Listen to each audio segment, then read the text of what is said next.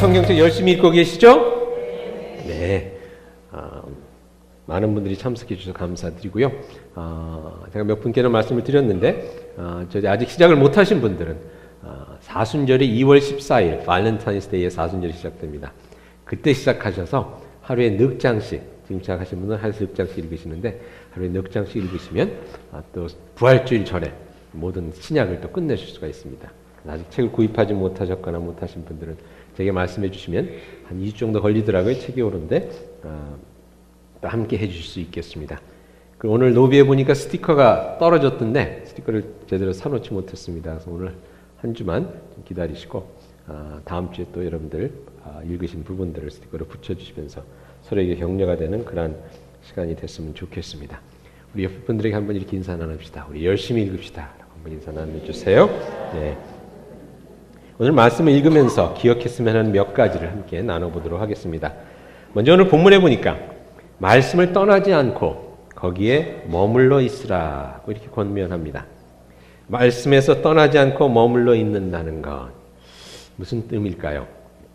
거기서 떠나지 않는 사람은, 즉 말씀과 함께 머물러 있는 사람은 마음과 머리가 산만하지 않고 말씀을 행동으로 옮기는 사람이라고 이렇게 말씀합니다. 머물러 있는다는 것, 여러분 머물러 있다는 것은 일단 좀 오랜 시간을 이렇게 보내는 것을 말하죠. 스쳐 지나가는 것이 아닙니다. 그러니까 말씀과 함께 좀 이렇게 오래 있어 보라는 겁니다. 말씀을 이제 좀 오래 좀 읽어보고, 말씀 오래 좀 묵상해보고, 말씀을 읽는 시간을 조금 오래 가져보라는 겁니다.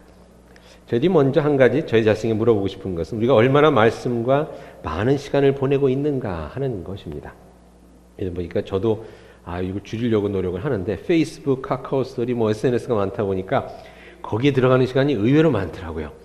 그 시간에 비교해서 우리는 얼마나 많은 시간을 말씀과 보내고 있습니까? 한번 우리들 자신들에게 한번 물어봤으면 좋겠습니다. 한국 드라마 보는 시간과 비교해서 얼마나 많은 시간을 말씀과 같이 머물러 있습니까? 전화로 수다 떠는 시간과 비교해서 얼마나 많은 시간을 말씀과 같이 보내고 있습니까? 아니면 바둑이나 비디오 게임 노는 것 이런 것에 보내는 시간과 비교해서 우리는 얼마만큼의 시간을 말씀과 함께 보내고 있습니까? 아마 많은 분들이 많지 않다는 고백을 하게 되는 것 같습니다. 자, 같이 시간을 보내면 여러분들이 아시다시피 친구 간에도 말이죠. 같이 시간을 보내면 서로를 잘 알게 되죠. 말씀과 사귀면 사귈수록, 시간을 보내면 보낼수록 말씀이 무슨 이야기를 저에게 하는지를 저희가 조금 더 잘 알아듣게 됩니다.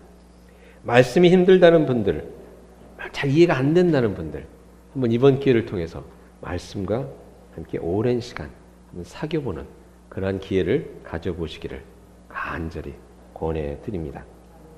말씀을 묵상하고 암송하고 연구하고 생각하고 때론 말씀과 씨름하면서 말씀을 되새겨 보는 데 시간을 투자해 보시기 바랍니다. 하나님의 뜻이 보이기 시작할 것입니다. 요즘 보니까 요즘이 아니라 전에도 그렇듯이 늘 공부하기를 참 저희들은 싫어하는 것 같습니다. 마지못해서 하죠. 직장 그 일을 하려고 마지못해 그 정도 공부하고 학교에서 간신히 패스하려고 공부하고 그런데 이러면 성경책을 본다. 공부하기 싫어하는 사람들을 보고 성경책 보라고 얘기하는 거 참 쉽지가 않습니다. 근데 보니까요, 성경책을 막 열심히 보시는 분들이 있는데 어떤 분들이냐면 죽음이 얼마 남지 않은 분들, 죽음이 남지 않은 얼마 아는 분들 보면 성경책부터 찾고 그때부터 성경 막 통독하고 시편 읽어달라 그러고 이러는 것을 저희들이 보게 됩니다. 근데 여러분 가만히 생각해 보면 저희들은 늘 죽음 앞에 살고 있지 않습니까? 언제 어떻게 될지 모르는 그런 저희들의 삶인데, 그렇기 때문에 곰곰이 생각해 보면 성경책 이상 우리가 먼저 봐야 될 책이 없는데 그걸 무시하고 무지하게 살아가고 있지는 않은지 그런 생각을 해봅니다. 특별히 행복과 기쁨을 느끼지 못하며 미래에 대한 불안 가운데 살아가는 분들, 오늘 본문에 이렇게 얘기합니다.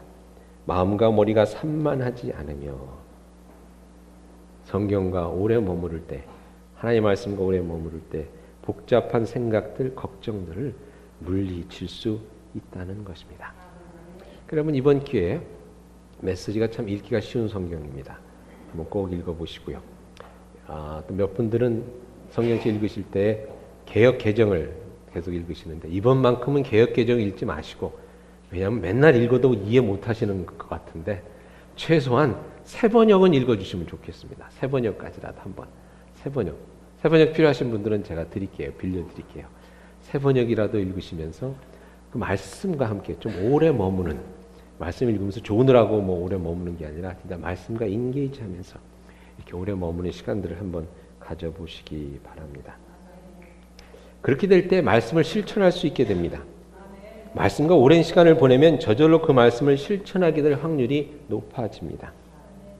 여러분, 친구도 말이죠. 오래 시간을 보낸 오래 교제한 친구의 부탁은 저희들이 자연스레 들어주지 않습니까? 그러니까 말씀과도 오래 사귀고 오래 시간을 같이 보내다 보면 그 말씀이 요구하는 것, 명하는 것, 권면하는 것을 저희들이 자연스럽게 행하게 됩니다. 결국은 저희들이 말씀과 오래 머물지 않기 때문에 신앙의 모든 이 걸림돌이고 이 진전이 안 되는 건데, 저희들이 그것을 잊고 살 때가 많이 있죠. 제가 목회를 보니까 한 25년 정도 해왔는데 25년 해오면서 목사님 저는 그렇게 신앙이 안 자라요 하는 분 치고 성경 공부 제대로 나오는 분을 보지를 못했습니다. 신앙이 안 자라요 고민하는 분들을 보면 안 자라는 이유가 있습니다. 왜? 말씀이랑 가까이 하지를 않습니다. 저는 믿음을 갖고 싶은데 왜 이렇게 안 될까요 하는 분들 볼 때, 그럼 저랑 같이 성경책 읽으실까요 할 때 아멘 하는 분이 별로 없습니다. 그러니까 이 말씀을 통해서 믿음이 생기고 믿음이 깊어지고 또 말씀도 실천하는 그런 생활이 되는데, 그것을 저희들이 하지 못할 때가 많이 있습니다. 사실 말씀을 실천하지 않으면 아무 소용이 없죠. 삶에 녹아져 그 모습이 드러나지 않으면 아무 소용이 없습니다. 예수님께서 말씀을 듣기만 하는 자는 모래 위에 집을 짓는 어리석은 사람과 같다고 했습니다. 반면 말씀을 듣고 행하는 자가 반석 위에 집을 짓는 자라고 했습니다. 여러분들 신앙생활을 열심히 하셨는데 하나님 앞에 섰을 때 여러분들이 생각하기에 이만큼 내가 쌓았구나 하는 그 공적이, 그 집이 와르르 무너질 수가 있다는 것입니다. 말씀을 듣기만 하고 실천하는 삶을 살지 않았을 때는, 말만 무성한 신앙생활을 했을 때는 모래 위에 쌓은 집과 같다는 것입니다. 다시 말씀드리지만 말씀은 아는 것이 중요한 것이 아닙니다. 아는 것이 중요한 것이 아니라 말씀은 실천하는 것이 중요합니다. 예수에 대해서 많이 아는 것이 중요한 것이 아닙니다. 진정 예수님처럼 살아가느냐 하는 이것이 중요한 것인 것 같습니다. 우리가 밥을 먹을 때 그 밥이 우리에게 양분이 되어서 내가 기운이 나고 힘이 나고 감기도 이겨내고 뭐 이래야 밥을 먹었다고 할 수 있지 않겠습니까? 근데 밥을 먹었는데도 늘 이게 배고프다. 그럼 이건 밥을 제대로 먹지를 못한 겁니다. 여러분, 저희들이 열심히 일을 하는데 열심히 일을 하니까 일주일 후에 체크가 나오고 그걸 통해서 또 내가 생활을 하게 되고 뭐 이렇게 돼야 내가 일을 제대로 한 것이 아니겠습니까? 일을 막 했는데 계속 빚만 쌓이고 그렇다. 그러면 일을 제대로 뭔가가 잘못된 거죠. 신앙도 마찬가지입니다. 말씀을 많이 읽고 말씀을 많이 공부하고 그랬으면 이것이 삶의 모습으로 드러나야 하는 것입니다. 밥을 먹으면 살이 찌듯이. 그것이 드러나지 않으면 우리는 뭔가 말씀을 잘못 대하고 있다는 것을 깨달아야 할 것입니다. 근데 문제는 우리가 제대로 밥을 먹지 않으니까 건강해지지 않는 거거든요. 이상한 것만 먹고 제때 안 먹고 뭐 이러니까 야식만 하고 제대로 성심껏 일을 하지 않으니까 우리가 일하는 데서 인정을 못 받고 우리 삶이 윤택해지지 않는 겁니다. 말씀에서도 마찬가지입니다. 저희들이 제대로 말씀을 읽지 않고 그리고 아예 읽지 않는 경우가 많습니다. 그렇기 때문에 우리들의 삶이 바뀌어지지 않고 변화가 없는 것을 보게 됩니다. 아까도 말씀드렸지만 제 목회 25년 동안 이렇게 믿음이 안 자랍니까 하시는 분 치고 성경 공부 잘 나오시는 분을 제가 보지를 못했습니다. 전에 한번 말씀드렸지만 믿음 가지고 고민하는 청년이 한 번 있기에 제가 물어봤습니다. 도대체 성경책을 얼마나 읽었습니까? 한 3% 읽었대요. 3%. 제가 그래서 그랬습니다. 3% 읽고 어떻게 믿음이 성장하길 바랍니까? 저는 그런 경우가 있습니다. 여러분 한번 양심에 손을 얹고 생각해 보시기 바랍니다. 내가 성경책을 얼마나 읽었나? 진짜 3%나 읽었나? 30%나 읽었나? 또한 안타까운 것은 성경 일독하고 끝나버리시는 분들입니다. 일생에 일독 한 번 하고 다 했다고 접는 분들입니다. 중요한 것은 지금 말씀과 머물러 있는가 하는 것인데 전에 머물렀던 추억으로 신앙생활을 다 끝내려 하는 분들 보게 됩니다. 교회에서 보면 그런 분들이 문제를 일으키십니다. 옛날에 읽었던 것 가지고 지금 말씀과 교제하면서 지금 그 말씀이 나의 마음에 부딪혀서 나의 삶을 새롭게 해야 되는데 옛날에 다 해놨다 하는 그 굳은 생각으로 지내다 보니까 어느 땐 교회에 걸림돌이 되고 교회를 힘들게 하는 경우를 많이 보게 됩니다. 이번에 혹시 나는 벌써 일독 다 했는데 다 읽어봤는데 라는 생각으로 시작을 안 하신 분이 계시다면 다시 한번 하나님께서 여러분들에게 새로운 은혜의 기회를 주시는 겁니다. 이 새로운 은혜의 기회를 통해서 하나님의 말씀과 함께 이렇게 머물러 있어 보시기를 바랍니다. 말씀이 주시는 건강한 틀 안에서 말씀을 읽는 여러분에게 하나님께서 새로운 은혜를 주실 줄 믿습니다. 말씀에는 진짜 우리들이 생각지 못한 그러한 능력이 있습니다. 제가 목회를 하면서 몇 번 경험을 했는데요. 교회를 떠나려고 하는 분들이 계십니다. 저도 어느 청년이 목사의 아들이었는데 오랜 신앙생활을 하면서 그냥 나는 뭘 믿고 살았는지 모르겠습니다. 어느 순간 그런 깨달음이 온 겁니다. 그래서 나는 교회를 떠나서 한번 참 믿음을 찾아보겠습니다. 그래서 제가 앉혀놓고 그랬습니다. 교회를 떠나서 뭘 찾겠느냐. 예배는 안 나와도 좋은데 나랑 성경 한번 읽어보자. 성경 한번 읽어보자. 제가 좋아하는 게 누가복음이기 때문에 누가복음을 같이 읽자고 했습니다. 딴 거 안 하고 누가복음만 읽었습니다. 하루에 한 장씩 읽고 일주일에 한 번씩 만나서 읽은 내용하고 한 달 만에 이 친구가 천부의 의지 없어서 손 들고 옵니다. 하고 왔습니다. 읽지를 않으니까 은혜를 받지 못하는 겁니다. 저도 이번에 야고보서를 읽으면서 회개를 많이 했습니다. 야고보에서 나오는 내용이 뭡니까? 말씀을 실천하고 실천되는 말씀, 그죠? 그런 신앙 믿음의 모습이 진짜 살아있는 모습으로 나의 가운데 있느냐 하는 그런 도전을 다시 한번 받으면서 내가 목사인데 목사로서의 그런 모습이 나의 삶 가운데 드러나고 있는가 하는 그런 도전을 다시 한번 받았습니다. 가만히 보니까 목에 힘주고 다니고 멋있게 하고 이걸 양복 입고 멋있게 하고 다니는 것만 하지 진짜 목사다운 면이 없는 것 같아요. 누가 봤을 때 저 사람은 진짜 목사다라고 할 수 있는 그 모습이 나에게 있는가. 야고보서를 제가 여러 번 읽었습니다. 5장 짧은 것밖에 아니라 설교도 2번인가 3번 했습니다. 근데 그 말씀 가운데 다시 한번 나의 삶을 돌아보게 되면서 내가 예수 그리스도를 조금 더 본받는 그러한 사람으로 나아가는 것입니다. 다시 한번 부탁드립니다. 교만한 생각 품지 마시고 다 안다고 생각하지 마시고 필요 없다고 생각하지 마시고 말씀 가운데 거해 보시기 바랍니다. 말씀과 함께 머물러 보시기 바랍니다. 거기 하나님께서 여러분들에게 주시고자 하시는 놀라운 은혜의 축복이 담겨져 있습니다. 이번에 또 마가복음을 저희들이 읽게 됐는데 마가복음 4장에 보면 말씀을 씨앗에 비유한 이야기가 나옵니다. 거기에 4가지 땅이 나오죠. 먼저 길가가 나옵니다. 길가에 말씀의 씨앗이 뿌려졌는데 금방 새가 와서 먹어버렸다고 그랬습니다. 이런 사람들은 한 귀로 듣고 한 귀로 이제 흘려버리는 분들입니다. 말씀 아무리 해줘도 이게 잘 안 맥히는 그런 분들이 있죠. 그런 사람들을 비유해서 한 얘기입니다. 두 번째로 자갈밭이라고 있습니다. 자갈밭은 막 말씀이 심겨지면 금방 심겨진다는 겁니다.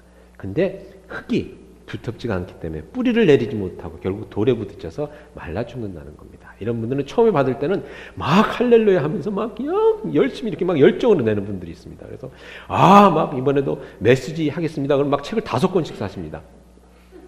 그런데 일주일도 안 가서 그냥 다 기부해 보시는 분들, 그런 분들이 있죠. 오래 가지 못하는 분들이 있습니다. 그런 분들을 비유하는 것이고요. 잡초밭이라는 것이 나옵니다. 잡초밭은 조금 더 오래 가는데 세상 걱정 근심이 많다 보니까 하나님의 말씀이 온전히 뿌리 내리고 열매를 맺지 못하는 경우, 저희들 많은 경우 그렇죠. 신실한 마음으로 말씀을 읽고 하고 싶은데 말씀 좀 읽어보려고 그러면 또 이런 일이 여러 가지 일이 생기지 않습니까? 애 학교 일이 생겨서 또 가야 되고 또 뱅크가 또 어떻게 돼서 또 그러고 또 아무튼 여러 가지 일들이 복잡한 일들이 생겨서 말씀에 오래 머물러 있지 못하게 됩니다. 그래서 4번째로 옥토에 씨앗인 씨앗에 대해서 이렇게 얘기합니다. 그러나 좋은 땅에 떨어진 씨는 말씀을 듣고 품어서 생각지도 못한 큰 결실을 맺는 사람을 가르친다. 큰 결실을 맺는다고 했습니다. 여러분 이런 삶을 원치 않으십니까? 큰 결실을 맺는 삶. 뭔가 나눠줄 수 있고 하나님 앞에 내놓을 수 있는 결실을 맺는 삶. 근데 그런 삶을 옥토에 심겨진 삶인데 거기에 대해서 이렇게 얘기합니다. 말씀을 품은 사람이라고 얘기합니다. 말씀을 품은 사람. 머릿속에 마음속에 삶 속에 말씀은 품어야 합니다. 품는다는 것은 무엇을 의미합니까? 역시 오래 간직하는 것을 얘기합니다. 근데 놓치지 않고 잃어버리지 않고 소중히 간직하는 것을 말합니다. 여러분에겐 그렇게 소중히 간직하시는 말씀이 있습니까? 제가 다른 교회에서 오신 재직분들을 신방할 때 꼭 여쭤보는 것이 있습니다. 제일 좋아하는 찬송가가 무엇입니까? 라고 여쭤보고요. 그건 왜냐하면 제가 찬송가 찾기가 귀찮아서 그분들이 좋아하시는 찬송가 부르면 또 좋을 것 같아서. 그리고 두 번째로 제일 좋아하는 성경 구절이 무엇입니까? 라고 여쭤봅니다. 근데 많은 분들이 그 대답을 못하십니다. 요한복음 3장 16절이 제일 많이 나오는 답입니다. 제가 부탁드리는 것은 저희 교회, 우리 교회 재직들은 다 한 가지씩, 최소한 한 가지, 더 많으면 더 좋고요. 마음속에 품고 계신, 그래서 언제나 꺼내 암송할 수 있는 나의 삶에 참으로 소중한 그 말씀 몇 구절은 있기를 간절히 바랍니다. 그렇게 마음에 품은, 오랫동안 품은 뿌리 깊이 내린 말씀이 있어야 열매 맺는 삶을 살게 된다는 것입니다. 그런데 우리는 말씀을 다 받았는데 금방 잊어버리게 되죠. 또 쉽게 놓아버리게 됩니다. 조금만 힘든 일이 생기면, 그냥 어려운 일이 생기면 말씀에서 금방 멀어져 버립니다. 어이없이 쉽게 놓쳐버립니다. 애들 걱정, 반찬 걱정, 페이먼 걱정, 직장 가게 걱정에 나도 모르는 사이에 어디인가 말씀을 묻혀 사라져 버립니다. 말씀을 품으실 수 있기를 바랍니다. 여러분들이 삶에 품은 말씀은 여러분들을 살릴 것이며 여러분들의 삶에 놀라운 열매를 맺게 할 것입니다. 제가 아는 목사님 어느 교회에 사별하신 집사님이 한 분 계셨습니다. 여자 집사님인데 사별해서 아이들을 키우다 보니까 어느덧 한국 사회가 좀 너무 좀 심한 것 같더라고요. 거기에서는 별별 이상한 얘기들을 막 이렇게 하는 거예요. 이분이 그 사별해서 이제 자녀를 키우다가 그 교회에 대학생 유학원 청년이 하나 있었어요. 신앙생활을 너무 잘했습니다. 교회 생활을 열심히 하고 그러니까 혼자 와서 하니까 반찬도 해주고 뭐 밥도 해주고 뭐 이랬는데 이 집사님이 이 남자랑 뭐 사귄다느니 뭐 모텔에서 나오는 걸 봤다느니 이런 얘기들을 막 누가 퍼뜨리면서 굉장히 힘들어 하셨어요. 근데 이분이 좋아하시는 말씀, 마음에 품은 말씀이 하나 있었습니다. 제가 좋아하는 말씀, 빌립보서 1장 6절 말씀입니다. 우리 안에 착한 일을 시작하신 이가 그리스도 예수의 날에 온전히 이루시리라. 내 삶 가운데 착한 일을 시작하신 하나님께서 모든 것을 다 물리치고 내 삶 가운데 아름답고 선한 일을 이루시리라. 그 말씀을 붙잡고 흔들리지 않고 나가시는 가운데 권사님이 되셨고, 그래서 제가 그 목사님이 그러시더라고요. 장로님까지 하십시오라고 권면해 드렸다 그러는데 그분이 권사가 되실 때도 주위에서 말이 많았다는 거예요. 그렇지만 내 안에 착한 일을 시작하신 하나님, 내 은혜를, 그 말씀을 붙잡고 나아가는 가운데 아름다운 열매를 맺게 되는 것을 보게 됩니다. 말씀을 품으실 수 있기를 바랍니다. 여러분에게 주시는 그 말씀을 붙잡고 나아가실 수 있기를 바랍니다. 그 말씀을 통해서 여러분들의 삶 가운데 하나님께서 이루시고자 하시는 참으로 아름답고 놀라운 일들이 있습니다. 제가 어제 참 아주 감동 깊은 얘기를 들었습니다. 저희 집사님 중에 한 분이 이번에 이 메시지를 읽는데 읽을 시간을 낼 수가 없다는 거예요. 직장에서도 그렇고 집에 가면 또 애들 보고 뭐 이러느라고 아무튼 없게 되고 시간이 없게 되고, 그래서 하루는 와이프한테 전화를 걸고 이랬답니다. 나 오늘 늦게 들어가니까 저녁하지 마. 그러고서는 파네라 빵집에 가서 샌드위치 먹으면서 성경책 밀린 거를 읽고 들어갔다. 이렇게 말씀을 하시더라고요. 여러분 한번 그렇게 시간을 내보시기 바랍니다. 말씀을 품으실 수 있도록 말씀과 함께 한번 오래 머물러 보는 그런 기회를 가져보시기 바랍니다. 그때 여러분들의 마음과 생각이 혼잡하고 복잡했던 것 하나님께서 다 깨끗게 하시고 다 정리해 주시고 여러분들 삶 가운데 생각지도 못했던 아름다운 열매로 맺혀지게 해주실 줄 믿습니다. 온 우주를 창조한 하나님의 말씀입니다. 그 말씀이 여러분 가운데 품겨질 때에 얼마나 놀라운 역사가 일어날 수 있겠습니까? 그 기대를 가지고 그 믿음을 가지고 말씀 가운데 거하시고 말씀과 함께 거하시고 말씀을 품으실 수 있기를 그리스도의 이름으로 축원드립니다. 같이 기도하시겠습니다.